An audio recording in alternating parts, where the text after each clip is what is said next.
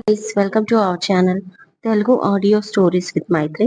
నా ఛానల్ని ఎవరైనా ఫస్ట్ టైం చూస్తున్నట్టయితే తప్పకుండా లైక్ చేయండి, షేర్ చేయండి అండ్ సబ్స్క్రైబ్ చేసుకోండి ఫ్రెండ్స్.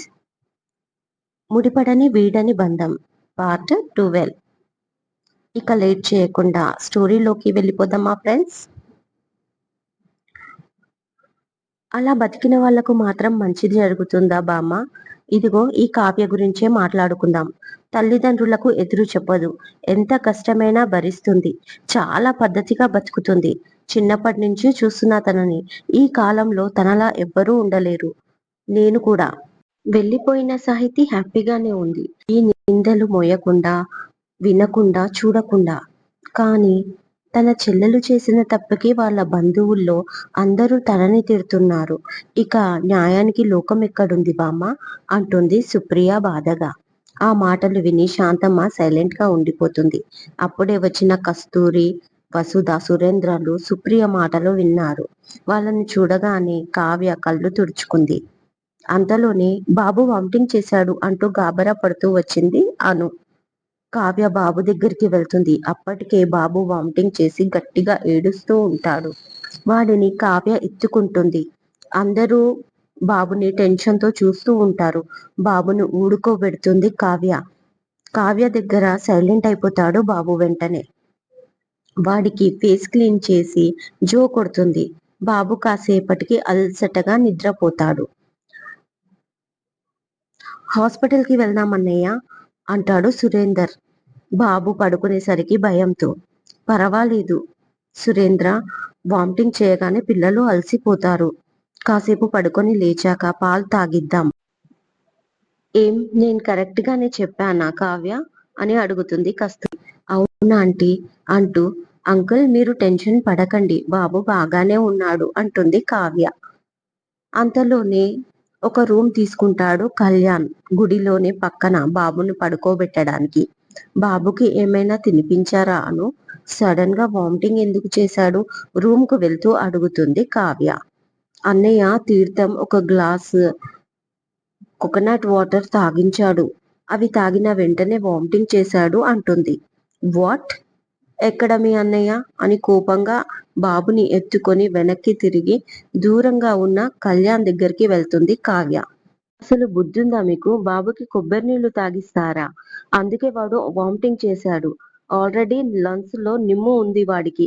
దానికోసం నేను రోజు టానిక్లు తాగిస్తున్నాను, మీరేమో కొబ్బరి నీళ్లు తాగిస్తారా? కోపంగా అడుగుతుంది కావ్య. నాకు తెలీదు కదా కావ్య అంటాడు కళ్యాణ్. మరేం తెలుసు? మార్నింగ్ రెడీ అయి ఆఫీస్కి వెళ్ళడం, నైట్ వచ్చి పడుకున్నాడో లేదో చూడడం, ఇదొక్కటే తెలుసు కదా? కోపంగా అరుస్తుంది కావ్య. మరి నువ్వు మాత్రం ఇంట్లో ఉండి చూసుకుంటున్నావా? డైలీ ఏదో 2 టైంలు తినిపిస్తావు, స్కూల్కి వెళ్ళిపోతావు, రోజంతా ఉండి చూస్తున్నట్టు బిల్డప్ అంటాడు అంతే కోపంగా కళ్యాణ్. వీళ్ళేంటి మొగుడు పెళ్ళాల్లా గొడవ పడుతున్నారు అని సుప్రియ ఇద్దరిని చూస్తూ ఉంది. అనుకైతే నవ్వు ఆగడం లేదు. వీళ్ళు మాత్రం ఏమీ పట్టించుకోకుండా తిట్టుకుంటూ ఉంటారు. నా ప్లేస్ లో నేను కరెక్ట్ గానే ఉన్నాను కళ్యాణ్. ఒక పూట వాడికి తినిపిస్తే తెలుస్తుంది అది ఎంత కష్టమో అంటుంది కావ్య. హా, పెద్ద తినిపిస్తావులే, వాడు ఆకలితో ఉన్నందుకే కొబ్బరి నీళ్లు తాగించాను. అయినా రాత్రంతా కాపలా కాసేది నేనే కదా అంటాడు కళ్యాణ్. రాత్రిళ్ళు కాపలా కాస్తే సరిపోతుందా? అరే కనీసం వాడి రిపోర్ట్స్ ఎప్పుడైనా చూసారా మీరు? వాడికి మెడిసిన్ ఏమైనా తెలుసా మీకు? తండ్రి అయితే సరిపోదు, బాధ్యతగా ఉండాలి అంటుంది కోపంగా. ఏంటి ఊరుకుంటుంటే ఎక్కువ మాట్లాడుతున్నావు? పళ్ళు రాలిపోతాయి ఇంకొక మాట మాట్లాడితే అంటాడు కళ్యాణ్. ఆ కొట్టండి, ఎలా కొడతారో నేను చూస్తాను, నేనేమి మీ బానిసను కాదు అంటుంది కావ్య. మరి నోరు మూసుకొని అని కళ్యాణ్ మాట పూర్తి కాకుండానే, ఏంటయ్యా నువ్వు అమ్మాయి మీద అరుస్తున్నావు? ఎంతైనా వాడికి తల్లి, ఆ మాత్రం బాధ ఉండదు కొడుకు ఆరోగ్యం గురించి అంటూ పక్క రూమ్ లోంచి పంతులు భార్య వచ్చి అంటుంది. ఈ మొగాళ్ళు అంతే బిడ్డ, కోరిక వస్తే కాపురం చేస్తారు, వస్తే కొట్టడానికి వస్తారు, పట్టించుకోకూడదమ్మా అని ఆవిడ అనగానే కావ్య షాక్ అయిపోతుంది. ఆవిడ ఇంకా కంటిన్యూ చేస్తూ, అయినా పిల్ల చూడడానికి పాలల్లో కడిగిన ముత్యంలా ఉంది, తనని కొట్టాలని ఎలా అనిపిస్తుందయ్యా నీకు? మగాళ్ళకి కోపమే ముందు వస్తుంది. ఆ తర్వాత ప్రేమ చూపిస్తారులే అంటుంది మొదలు భార్య. అయ్యో అలాంటిదేమీ లేదండి. మీరు తప్పుగా అనుకుంటున్నారు. ఆయన అంటూ కావ్య తాము భార్యాభర్తలం కామని ఆమెకు చెప్పడానికి ట్రై చేస్తుంది. కానీ ఆవిడ వింటే కదా, చూసావా నీ పైన ఒక్క మాట కూడా రానివ్వట్లేదు. అది భార్య అంటే. అయినా నువ్వు తన మీద అరుస్తున్నావు చూడు, నిన్ననాలి నిన్ను అనాలి. ఇద్దరు చూడముచ్చటగా ఉన్నారు. ఇద్దరు సర్దుకుపోవాలి కాని గొడవ పడతారా? అది కూడా గుడిలో అంటుంది ఆమె. కళ్యాణ్‌కి నవ్వు ఆగదు. కానీ కంట్రోల్ చేసుకుంటూ కావ్యాన్ని చూస్తాడు. కావ్య పిచ్చి చూపులు చూస్తూ తమ గొడవ కూడా అలాగే తగలబడింది మరి. అందుకే ఆవిడ తప్పుగా అనుకుంటూ ఆయన నా భర్త కాడండి అంటుంది గట్టిగా. ఏంటి? అంటూ ఆవిడ దవడకి చేతులు పెట్టుకొని మరి ఆశ్చర్యపోతుంది. మీ మా ఇద్దరికి పెళ్లి కాలేదు. కానీ బాబుకు తల్లి మాత్రం ఆమె, తండ్రిని నేను అంటాడు కళ్యాణ్ ఇంకా కన్ఫ్యూజ్ క్లియర్ చేయకుండా. ఇదెక్కడి దరిద్రం నాయనా! మీరు భార్యాభర్తలు కారు.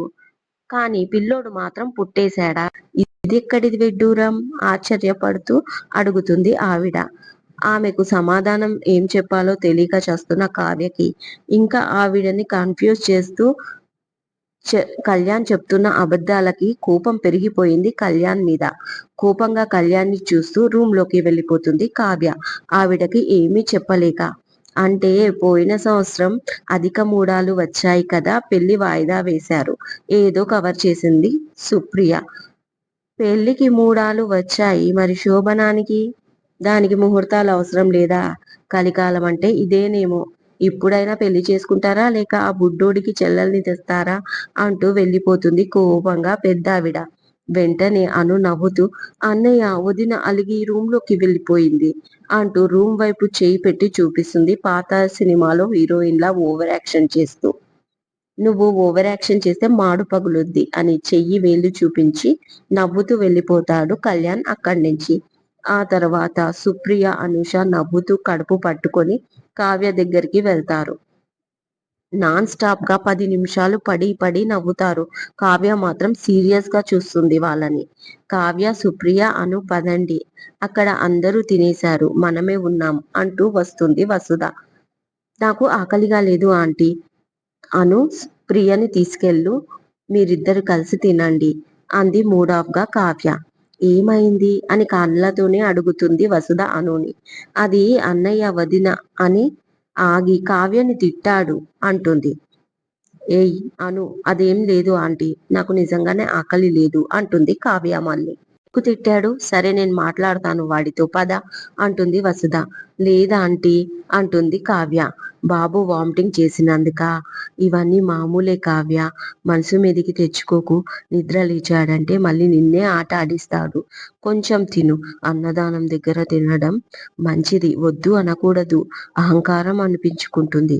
అది కూడా గుళ్ళో. పద పద అంటూ తొందర చేస్తుంది వసుధ. సరే తింటాను, ముందు వీళ్ళు తినిరాని, బాబు దగ్గర ఒకరుండాలి కదా ఆంటీ అంటుంది కావ్య. అవును కదా, మీరిద్దరూ పదండి అంటూ వాళ్ళని తీసుకుని వెళ్తుంది వసుధ. కళ్యాణ్ దేని అడుగుతుంది కావ్య ఎందుకు తిట్టావని. అను కూడా కావ్య తినదంట అని చెప్తుంది. అబ్బా నేనేం అనలేదు పిన్ని, బాబుకి కోకోనట్ వాటర్ తాగించినందుకు ఆమెకి కోపం వచ్చింది, పైగా నన్నే తిట్టింది. సరే నేను తనకి భోజనం తీసుకెళ్తానులే అన్నాడు కళ్యాణ్. "ఉమ్, కానీ చూడు, ఇంట్లో వాళ్ళ మీద అరిచినట్టు ఆ అమ్మాయి మీద అరవడం బాగోలేదు నాన్న. ఎంతైనా మంచిది కాబట్టి పైకి చెప్పట్లేదు. అక్కడికి మీ నాన్నమ్మ ఏదో ఒకటి అంటూనే ఉంది. అయినా తను పట్టించుకోవట్లేదు. నువ్వే చెప్పు, ఆ అమ్మాయిని ఏదైనా అనే హక్కు, అధికారం మనకుందా? మనం ఎన్ని అన్నా మన బాబు కోసమే కదా ఆలోచి మన ఇంటికి వస్తుంది. అలాంటి పిల్లని బాధ పెట్టకూడదు అంటుంది వసుధ. సరే పిన్ని, తనకి సారీ చెప్పి తినిపించే బాధ్యత నాది. నువ్వేం ఫీల్ అవ్వకు అంటూ ఒక ప్లేట్లో తనకి ఫుడ్ తీసుకొని వెళ్తాడు కళ్యాణ్. ఏంటి మేడం, మా ఇంట్లో వాళ్ళతో నన్ను తిట్టించే పనిలో ఉన్నారా అంటూ ప్లేట్ ముందు పెడతాడు కళ్యాణ్. కావ్య సైలెంట్ గా ఉంటుంది, సమాధానం చెప్పదు. వాళ్ళు కొట్టడానికి కూడా రెడీ అవుతున్నారు. తమరు తినట్లేదంట కదా, కోపంగా చూస్తున్న కావ్యతో అంటాడు. నాకు ఆకలిగా లేదు అంది. ఎందుకు లేదు? మీ బాబు వామిటింగ్ చేసినందుకా? అడుగుతాడు కళ్యాణ్. కాదు, ఆంటీతో మీరు అలా చెప్పినందుకు కోపంగా అంది కావ్య. నేనేం చెప్పాను? ఆవిడే మనల్ని కపుల్స్ అనుకుంటుంది అంటూ చిలిపిగా కొంటెగా నవ్వుతాడు. అతని నవ్వు చాలా అందంగా ఉంది. చూడాలనిపిస్తున్నా కష్టంగా ఫేస్ పక్కకి తిప్పుకొని, ఆవిడ అనుకుంటే మీరు క్లారిటీ ఇవ్వొచ్చు కదా అంటుంది కావ్య. నాకే ఇంకా క్లారిటీ లేదు, ఆవిడకి ఏమివ్వాలి అంటూ కళ్ళెగరేశాడు. అతను మాట్లాడిన మాటకి ఇంకా కోపం వస్తుంది. అయినా సైలెంట్ గా ఉంటుంది కావ్య. కావ్య, కామ్గా తిను, లేకపోతే ఎక్కడ ముద్దు పెట్టేస్తానో నాకే తెలీదు అంటాడు వార్నింగ్ టోన్ లో తన ఎదురుగా నీల్స్ పై కూర్చొని Kalyan. This is too much. నాకు ఆకలిగా లేదు. ఎలా ఫోర్స్ చేస్తారు మీరు నన్ను? పైగా నన్నే బెదిరిస్తున్నా అని కోపంగా అడుగుతుంది కావ్య. అస్సలు బెదిరించట్లేదు, జరగబోయేది చెప్తున్నాను పైకి లేస్తూ అంటుండగా. వదిన, నీకోసం drinking water finger bowl. Sorry disturb చేశానా అంటుంది ఇద్దరిని చూస్తూ అను. కొంచెం దూరం జరుగుతాడు కళ్యాణ్ అనుని చూసి నవ్వుతూ నోనో అంటూ. ఏంటి కొత్త పిలుపు?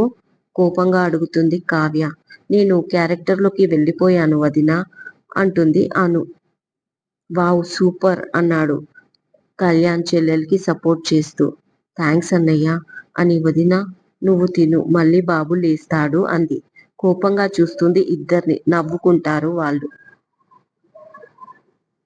అంతలో సుప్రియ వచ్చి కావ్య తిను, వెళ్ళాలి అంటుంది సుప్రియ. అను ప్రియ ముందు తను కళ్యాణ్తో వాదన పెట్టుకుంటే ఇంకా చెలరేగిపోతారు అని అర్థం చేసుకున్న కావ్య తింటానులే అంటూ ప్లేట్ పట్టుకుంది. అను తనకేం కావాలో చూడు అని చెప్పి వెళ్ళిపోతాడు కళ్యాణ్, ఇంకా తనని ఏడిపించడం ఇష్టం లేక. కావ్య తిన్నాక బాబు లేస్తాడు. తను యాక్టివ్ గా ఉండేసరికి కావ్య హ్యాపీ అవుతుంది. ఇంకా అన్ని కార్యక్రమాలు పూర్తి అవ్వడంతో అందరూ కలిసి ఇంటికి బయలుదేరుతారు. కోల్కతా దుర్గాదేవి మందిర్. సింపుల్ గా ఫ్రెండ్స్ మధ్య కుందన్ సాహితీ మళ్ళీ ఒకటవుతారు. పెళ్లి విషయం ఇంట్లో వాళ్ళకి తెలీదు. కుందన్ తండ్రి వజ్రాల వ్యాపారి చందూలాల్ అంటే ఆ సిటీలో ఎవరైనా గుర్తుపడతారు.